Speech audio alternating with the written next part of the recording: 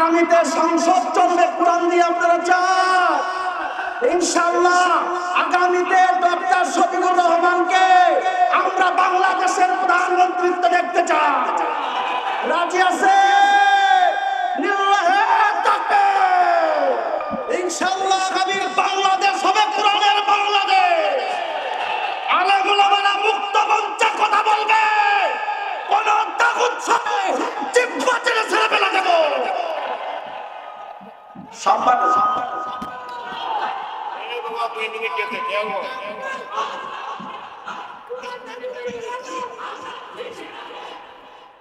আমার মুসলমান ভাইরা, আল্লাহ পাক বলতেছে ওয়াকাদা রাব্বুকা আল্লা তা'বুদু ইল্লা ইয়্যাহু ওয়া বিল ওয়ালিদাইনি ইহসানা।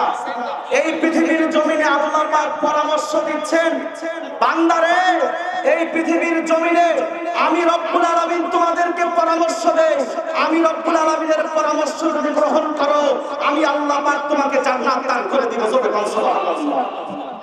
আল্লাহ পাক পরামর্শ দেন আল্লাহ তা'বুদু ইল্লা ইয়্যাহু। এক নম্বর পরামর্শ, এই পৃথিবীর জমিনে আমি রব্বুল আলামিনের আইন মানতে হবে। আমি আল্লাহর আইন ছাড়া আর কারো আইন মানা যাবে না। বিধান যদি মানতে হয় মানতে হবে আমি আল্লাহর, দাসত্ব যদি করতে হবে আমি আল্লাহর। আমি আল্লাহকে বাদ দিয়া দিল্লি আর আমেরিকার আইন মানলে আমি রব্বুল আলামিন কিন্তু বরদাস্ত করব না। সুতরাং আগামীতে সংসদ চলবে কোরআন দিয়ে, আপনারা চান ইনশাআল্লাহ আগামীতে ডক্টর শফিকুর রহমানকে আমরা বাংলাদেশের প্রধানমন্ত্রীত্ব দেখতে চাই। রাজি আছে? আমার আলোচনা এখানেই সমাপ্ত করছি।